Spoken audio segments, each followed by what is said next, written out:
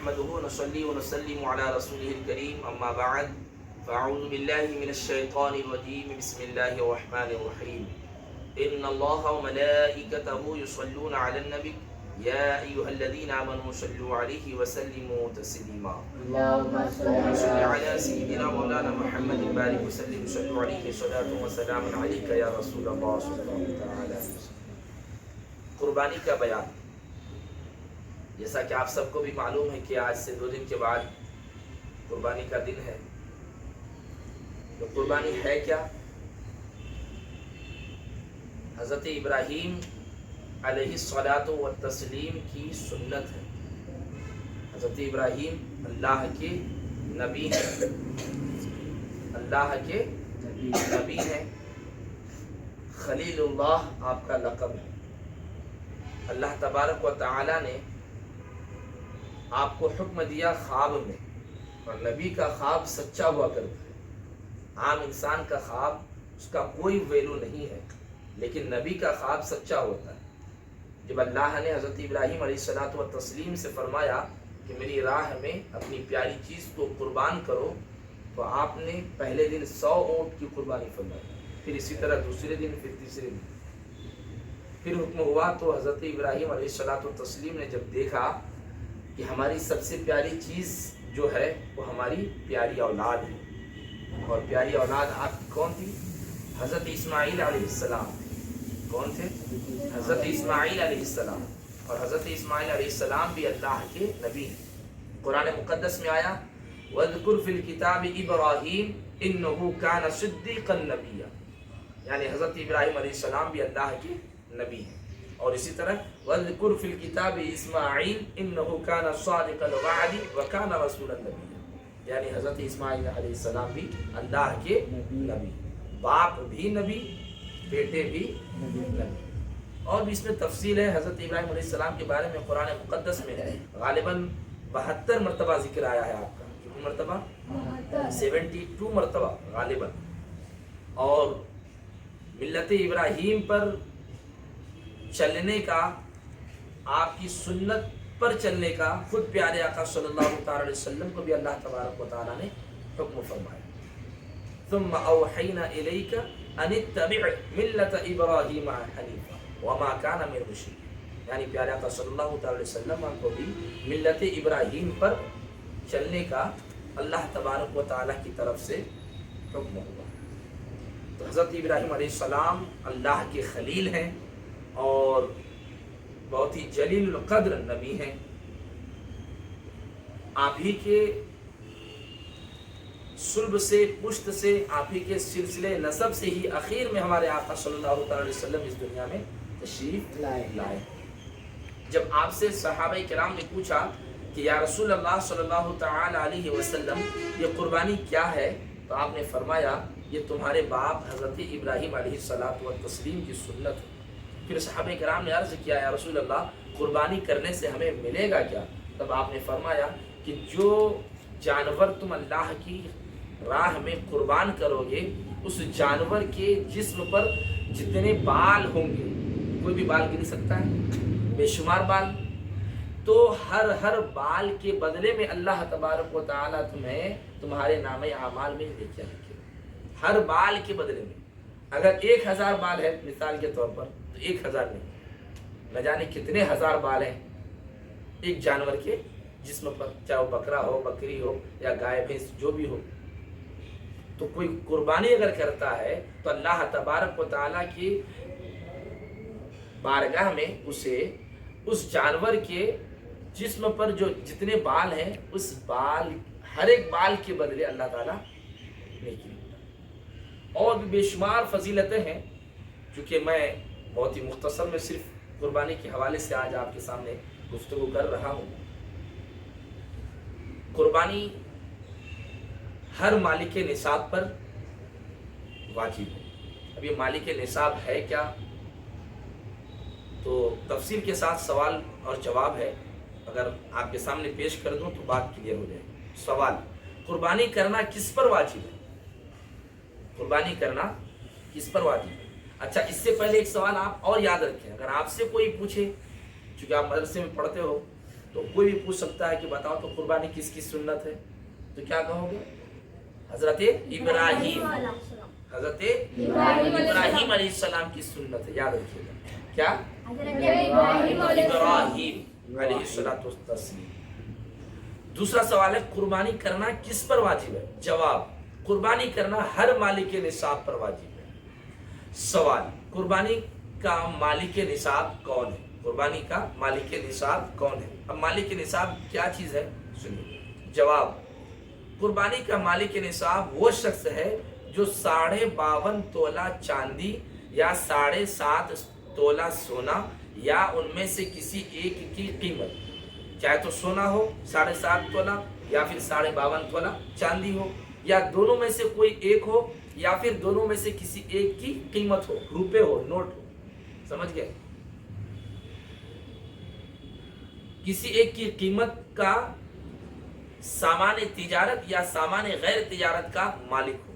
मिसाल के तौर पर आप काम कर रहे हो, कारोबार कर रहे हो, दुकान कर रहे हो, बिजनेस कर रहे हो, खेती बाड़ी कर रहे हो, जाहिर सी बात है कि अगर आपके पास 7.5 तोला सोना उसकी कीमत हो या 52.5 तोला चांदी या उसकी कीमत अगर आपके पास हो, आज के रेट के हिसाब से 40-50 हजार मिनिमम हो जाता है। कितना? 40-50 हजार। अगर 50 हजार मान के चलो, अगर एक आदमी के पास है और उसके पास वो 50 हजार बैंक बैलेंस जमा है और साल भर से ज्यादा उस पर गुजर भी गया है, ठीक है, और उसके अलावा उसके पास खाने पीने रहने सहने का सब कुछ है उस 50 हजार के अलावा, तो उस पर ज़कात वाजिब हो जाती है। क्या होती है? ज़कात वाजिब होती है। लेकिन यहाँ जो मैंने कहा ना, साल भर गुजर गया हो, तो साल भर गुजरना ये जो शर्त है ना, ये ज़कात के लिए है।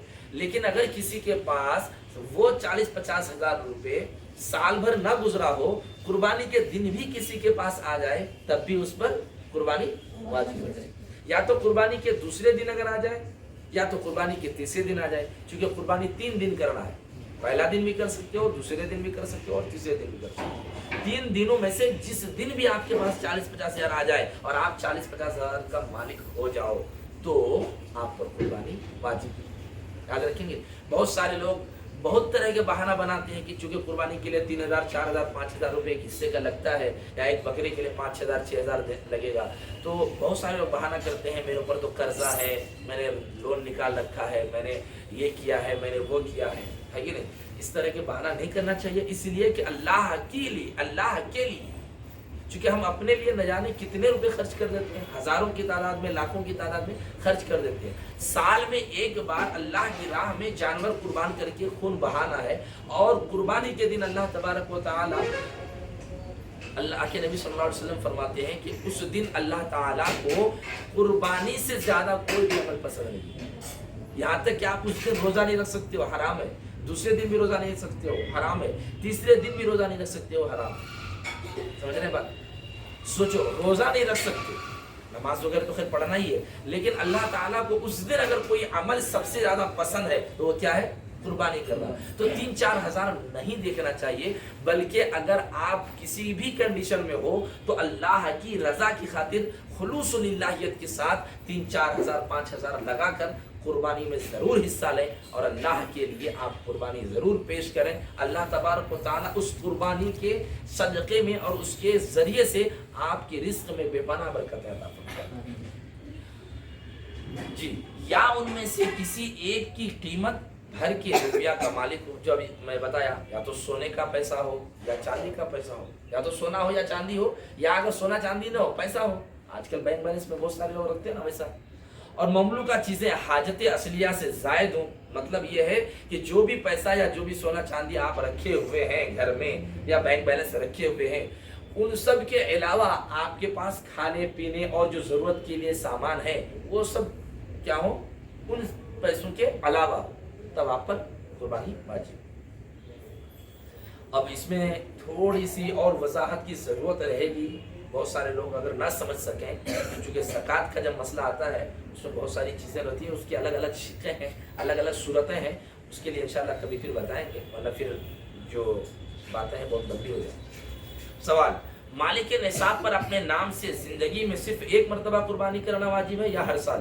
जवाब, اگر ہر سال مالک کے نصاب ہے تو ہر سال اپنے نام سے قربانی واجب ہے، اور اگر دوسرے کی طرف سے بھی کرنا چاہتا ہے تو اس کے لیے دوسری قربانی کا انتظام کریں۔ اگر آپ مالک کے نصاب ہو تو آپ پر قربانی واجب ہے اگر آپ کما رہے ہو، اور آپ کے گھر میں اگر آپ کے والد بھی ہیں وہ بھی کما رہے ہیں، ان پر واجب ہے، امی کے پاس سونے چاندی ہے تو ان پر بھی واجب ہے۔ یہاں بعض دفعہ کیا ہوتا ہے، کچھ لوگ یہ سوچتے ہیں پچھلے سال ابا کے نام سے دیا تھا، اس بار امی کے نام سے دیں گے، اب اگلی سال جو ہے نا ہم اپنے نام سے دیں گے، یعنی کل ملا کر کے گھر میں جتنے بھی لوگ ہیں صرف ایک آدمی کے نام سے قربانی کرتے ہیں۔ حالانکہ ایسا نہیں ہے، آپ پر نماز فرض ہے آپ پڑھتے ہو، آپ پر فرض ہے آپ پڑھتے ہو، آپ پر فرض ہے آپ پڑھتے ہو، تو گھر کا ہر فرد اگر عاقل بالغ ہے تو ان پر نماز فرض ہوتی ہے۔ اسی طرح اگر گھر کا ہر فرد اگر مالک نصاب ہے تو ہر فرد پر قربانی واجب ہے، چاہے وہ عورت ہو یا مرد ہو، ہے کہ نہیں؟ چونکہ عورتوں کے پاس گہنے زیورات ہوتے ہیں جو ضرورت سے زیادہ بھی ہوتے ہیں، پہننے کے علاوہ اور بھی ایکسٹرا ہوتے ہیں، تو ان پر بھی قربانی واجب ہوا کرتی ہے کہ نہیں؟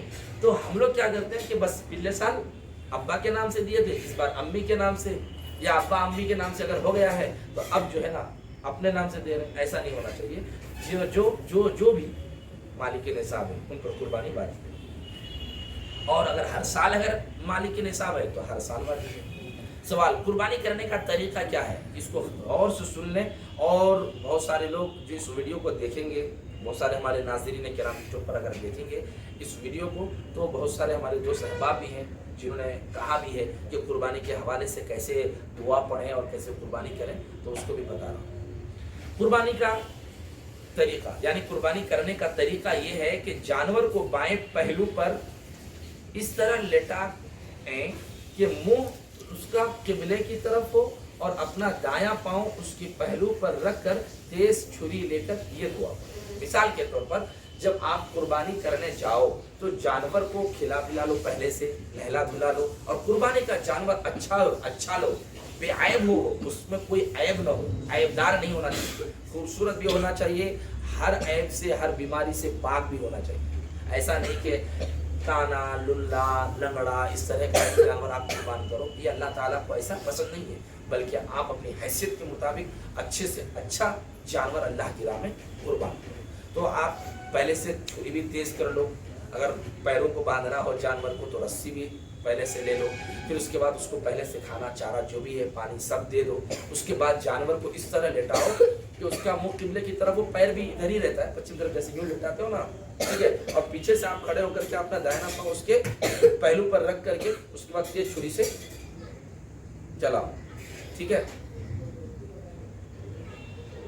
تو جب جانور کو لٹا دو آپ، اس سے بہت سارے لوگ رہتے ہیں پکڑنے والے بڑے جانور ہوتے ہیں، تو اس کے پہلے ہی آپ کو دعا پڑھیں گے۔ قرآن مقدس کی آیت ہے، پڑھنا ہے کیا؟ بسم اللہ الرحمن الرحیم، انی وجہت وجہی للذی فطر السماوات والارض حنیفا وما انا من المشرکین ان صلاتی ونسکی ومحیای ومماتی للہ رب العالمین لا شریک لہ وبذالک امرت وانا من المسلمین۔ اس کے بعد پھر یہ پڑھنا ہے، اللہم منک ولک بسم اللہ اللہ اکبر، بسم اللہ اللہ اکبر کہہ کر کے اس بعد چھری تیز چلانا ہے، تیز چلانا ہے، 3 بار میں اس طرح چلاؤ، اس طرح تیز چھری سے چلاؤ کہ 3 بار میں گردن کٹ جائے۔ اور آپ کے بعد اگر کوئی چھری اور بھی پکڑے، بہت سارے لوگ ہوتے ہیں کہ آپ جبہ کرنے کے بعد حافظ صاحب پیچھے ہٹ جائیے، لائیے مجھے دے دیجیے چھری، بہت لوگ ایسے بھی کہتے ہیں، تو اگر وہ چھری لے تو ان پر بھی ضروری ہے کہ بسم اللہ اللہ اکبر وہ بھی پڑھے۔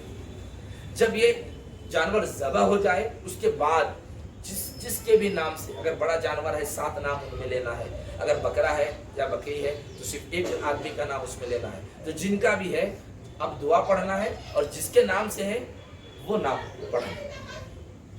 تو کیا دعا پڑھنی ہے ذبح کے بعد؟ اللہم تقبل منی، یعنی اگر آپ اپنی طرف سے قربانی کر رہے ہو، ٹھیک ہے، تو اپنا نام لو گے منی، اور اگر آپ نہیں قربانی کر رہے ہو، اپنی قربانی آپ پیش نہیں کر رہے ہو بلکہ کسی اور کی قربانی ہے، تو جن کی بھی ہے ان کا نام، اگر 7 لوگ ہیں حصے میں تو 7 لوگوں کا نام، جیسے اللہم تقبل من عزیف، محمد سعد، محمد خواجہ، محمد انس، محمد ارحان، محمد ارمان، محمد اسماعیل، ہے کہ نہیں, محمد زید, اس طرح کر کے سب نام لے لیں, اور نام کے ساتھ ان کے والد کا بھی نام اگر لے لیں تو سب سے اچھا ہے. یہ 7 نام اس طرح لینے کے بعد پھر پڑھیں گے کما تقبلت من خلیلک ابراہیم علیہ الصلاۃ والسلام وحبیبک محمد صلی اللہ تعالی علیہ وسلم برحمتک یا ارحم الراحمین. یہ دعا مکمل ہو گئی, یہ قربانی مکمل.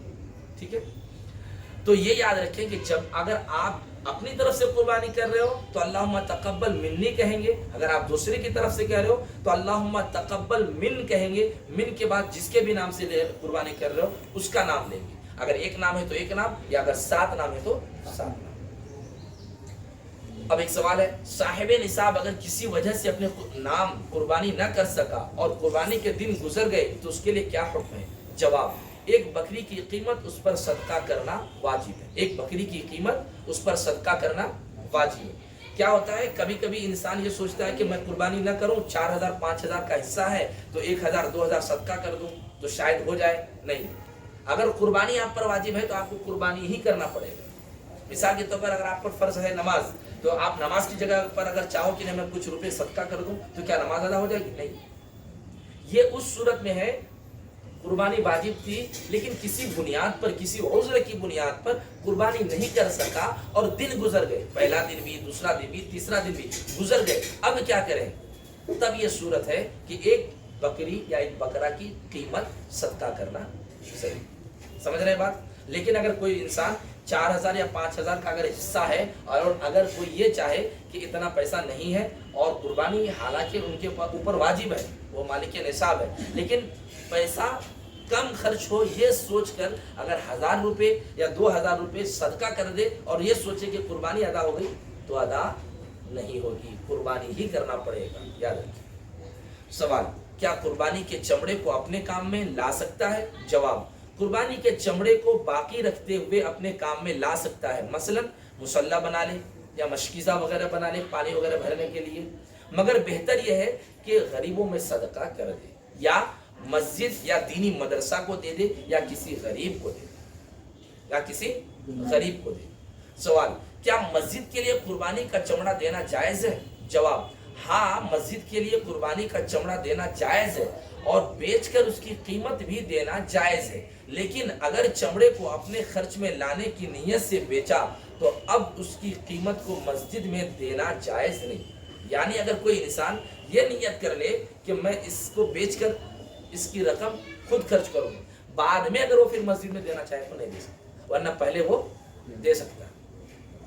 ٹھیک ہے, پہلے وہ دے سکتا ہے. تو آج کی اس بیان میں یہ یاد رکھیں آپ لوگ کہ قربانی ہر مالک کے نصاب پر واجب, اور یہ چیز خاص کر یاد رکھیں کہ قربانی حضرت ابراہیم علیہ الصلاۃ والتسلیم کی سنت ہے, اور حضرت ابراہیم علیہ السلام اللہ کے نبی تھے, اور آپ کو جب اللہ نے حکم دیا تو آپ اپنے بیٹے حضرت اسماعیل علیہ السلام کے گلے پر چھری چلائی, اور حضرت اسماعیل علیہ السلام بھی نبی تھے.